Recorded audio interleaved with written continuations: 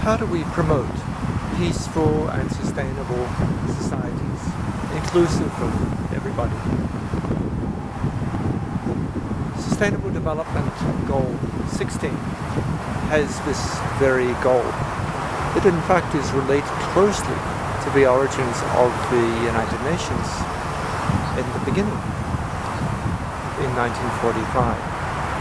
How do we overcome death and destruction? Behind me are graves, thousands of graves, in the National Cemetery of Los Angeles. We find cemeteries to our fallen soldiers and the victims of war all around the world. Of course, there are also many places in the world where victims of war and conflict have no grave. They were forgotten, buried, abused, disposed of. If we really value human dignity as a fundamental human right, it's impossible to kill each other as we have done. After World War I, the International League of Nations was developed to try to stop the carnage of world wars. It was a failure, largely because we see World War II exists. And was the United Nations a failure in the fact that following the carnage of World War II, immediately there are other wars. Needless to say, Korean War, Vietnam War, wars across every continent. Divisions and strife still continue today. And the same forces that were fighting for good, evil, whatever that means, are still fighting. So we do need new approaches. Of course, there are some targets and indicators that people have agreed to that are probably steps towards this manner. The Millennium Development Goals from 2000 till 2015 had goals to reduce violence and promote peace as well. The Sustainable Development Goals have this, of course. And whatever framework for setting goals for our action to make a better world will have this after the SDGs as well. Every nation seems destined to promote its national interests, to protect its communities against violence. And these are valid goals. However, when we destroy innocent lives, we do need to reflect on the way that we manage our society and our world. Some of the materials for this SDG16, such as the Asian-Arab Philosophical Dialogues on War and Peace, such as the promotion of national frameworks of peace, peace ethics, peace curriculum, all of these are valuable. Every effort that promotes satisfaction with a life that does not hate is to be applauded. There are several indicators and targets for SDG 16. SDG 16, 1. Significantly reduce all forms of violence-related death rates everywhere. Can we reduce the number of victims of intentional death in each population by sex and age? Can we reduce the number of deaths related to conflicts? 16.1.2. 16.1.3. Can we reduce the proportion of population subject to sexual violence? And the proportion of a population that is subject to abuse. abuse, exploitation and trafficking, all forms of violence against people, all forms of torture. Human trafficking continues across the world, in every country. How do we stop this despicable practice? Promotion of dignity and rights. Of course, we need to develop stable societies so that people will not be driven to seek desperate measures to emigrate from their country, which puts them into the hands of traffickers. Many are exploited sexually, prostitution rings, slavery for cheap labor. These exist in 2019, despite the abolition of these forms of abuse a long time ago. There are also indicators linked to the use of physical punishment on children. Do we spare the rod and spoil the child? Well, there are many ways to discipline children, and physical abuse is not an ethical one. The abuse of power by large people on small people, bold people on small people, and by the strong on the weak is the foundation of this culture of hate and violence that we are trying to overcome with a culture of peace. There are indicators already in different countries. Sometimes it's very difficult to get at the truth. How do we get the actual figures for violence?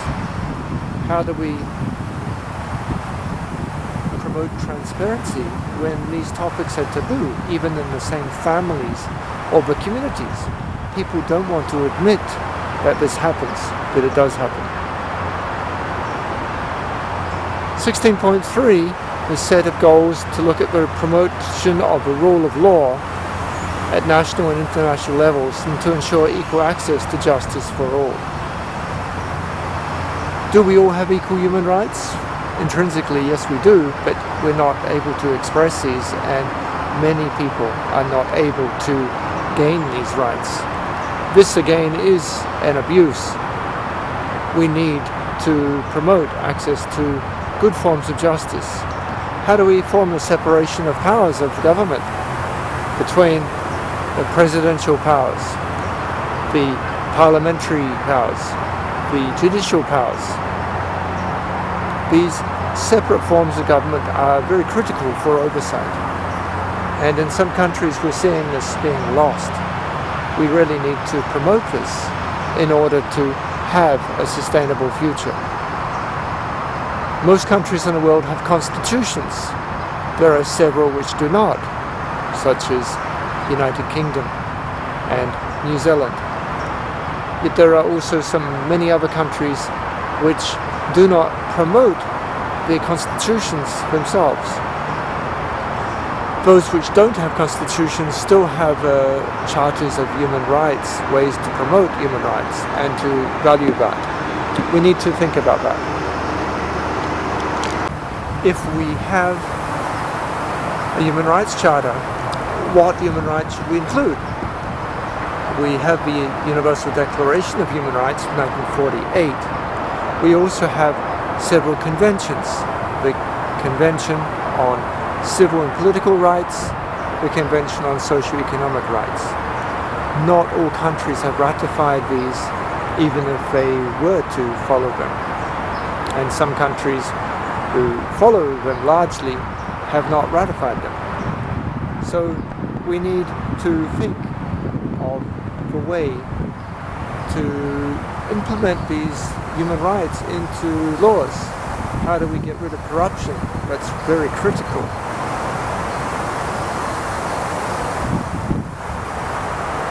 So we can measure in the criminal justice system how the exercise of law is promoted. Do we allow in an ethical world capital punishment. Many who believe in the full dignity of human beings would argue that you cannot have capital punishment of people who are sentenced for a crime that they committed. They may, of course, permit saving human life through the defense of necessity. But once you've captured somebody, once you've arrested them, shouldn't they be also protected? Even if they committed heinous crimes. This is a moral dilemma that we've had, but the tendency through the evolution of law and respect for human rights is against capital punishment. We also have judicial process, the right to a fair trial, to innocence unless proven guilty, to not be detained unless you've been subject to a proper and ethical judicial process, not something just a political judgment is made.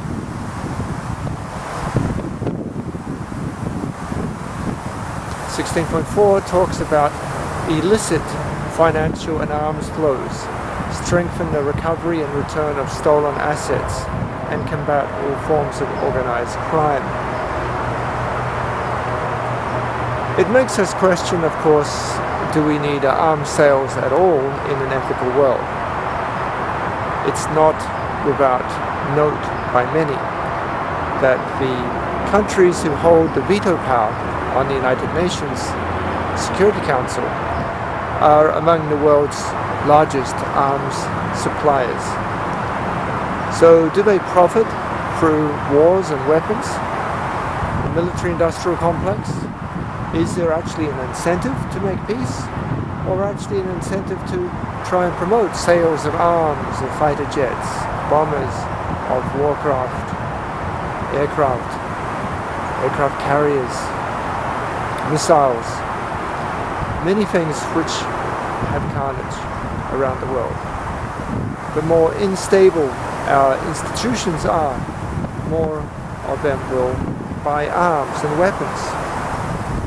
So perhaps if we promote a reform, how would we question the objectives and the internal inconsistencies of having the negotiators of peace also selling weapons?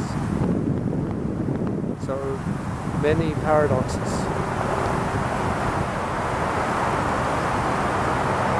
So we also have organized crime. So we have current ethical issues, for example, in the legalization of marijuana in some countries. In some states of the United States, such as California, it's become legal for use by adults. If you make the drug legal, the argument will follow that you regulate its sale, you gain tax revenue, you can monitor the effects, and you stop organized crime. So here we might have forces that want to promote organized crime and criminal profit from selling drugs, and forces who see the public health risks of illicit drugs on the same page. They're both going to argue that here we have a problem, we cannot sell these drugs because they hurt people. Yet organized crime also wants to keep up the market for himself so they can get more profits. And then on the other hand, we have people who argue, well, it's better to eliminate these criminal monopolies, even though we may have health concerns about the use of these products, and we put it in perspective.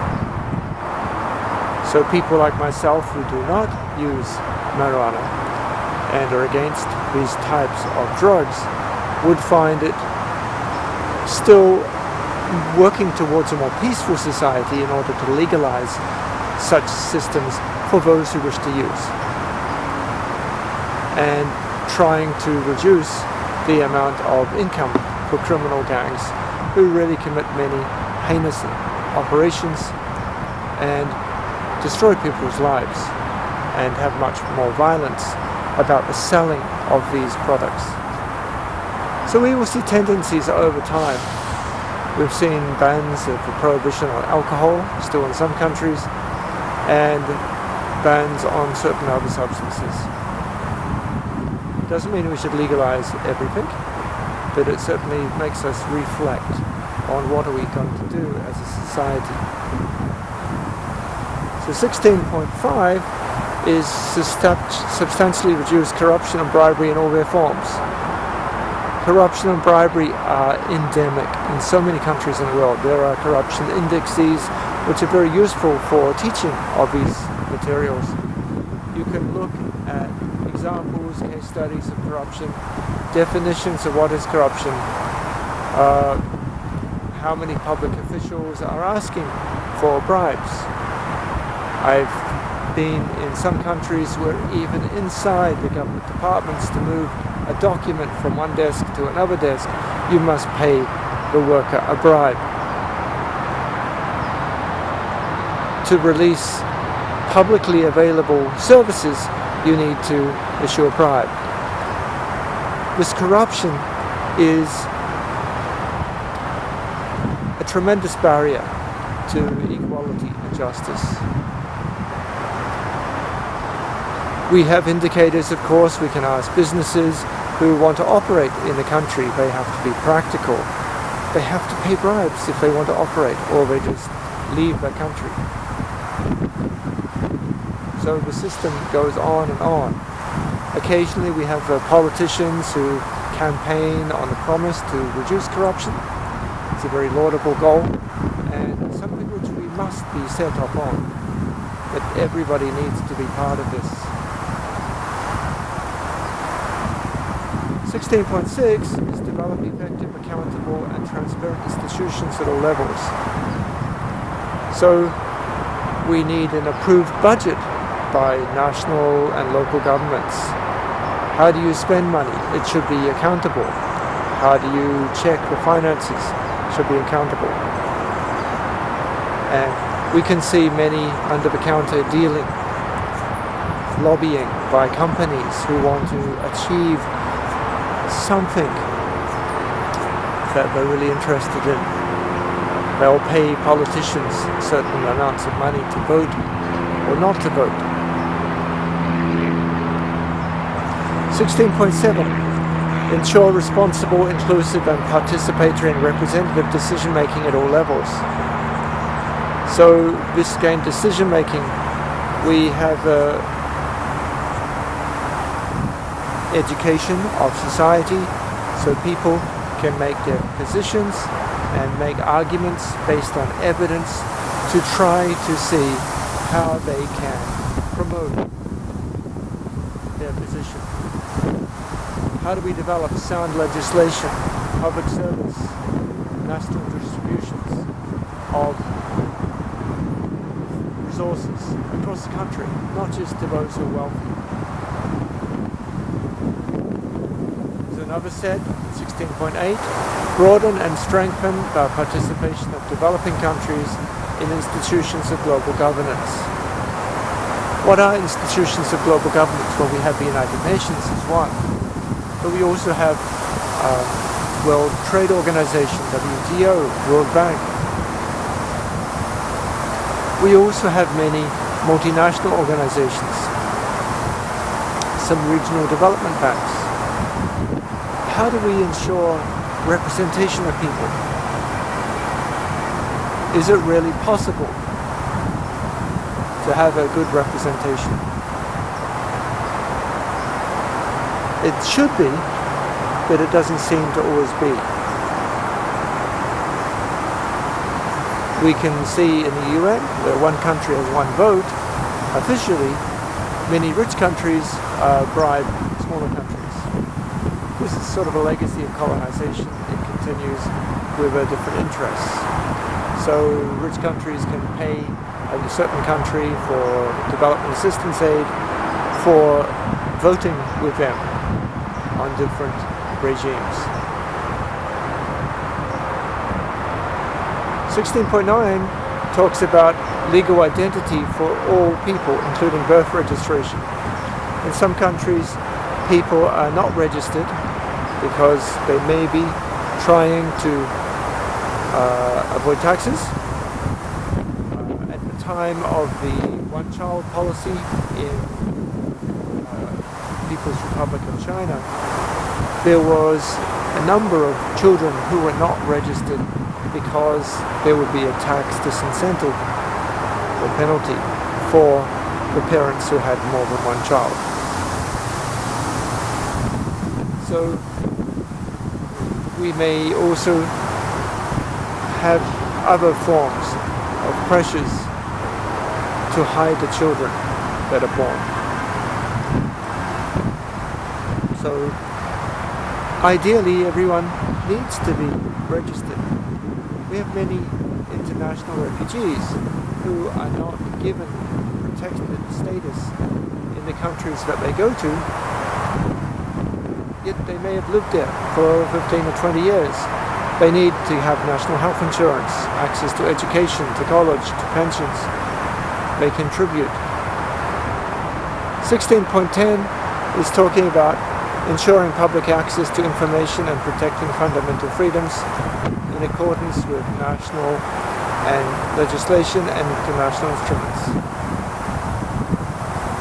How do we eliminate cases of disappearance of people? There are journalists. There are countries where access to information is very difficult.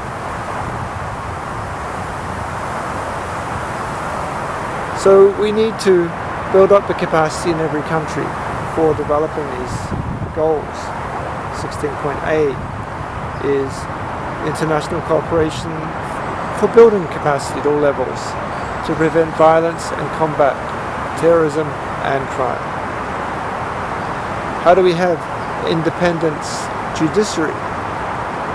16b, promote and enforce non-discriminatory laws and policies for sustainable development. We have to see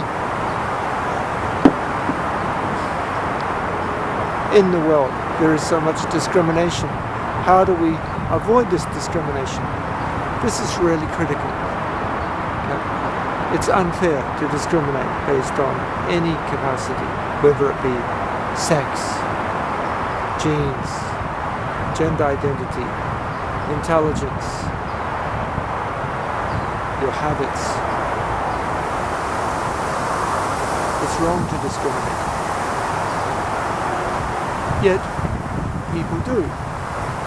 There is, of course, some people argue, well, if you don't work hard, you don't deserve some entitlements. This is not necessarily discrimination. This is reward through incentives. So people who work hard are given good opportunities for education, given good opportunities for social protection as children, and encouraged to work hard, should be able to work hard. So let's see. But we can't have excluded groups in the world. This is not fair. So people had thought, coming back to the original charter of the UN, that both war and peace are made in the minds of men, people. We construct wars in our mind. How do we construct peace?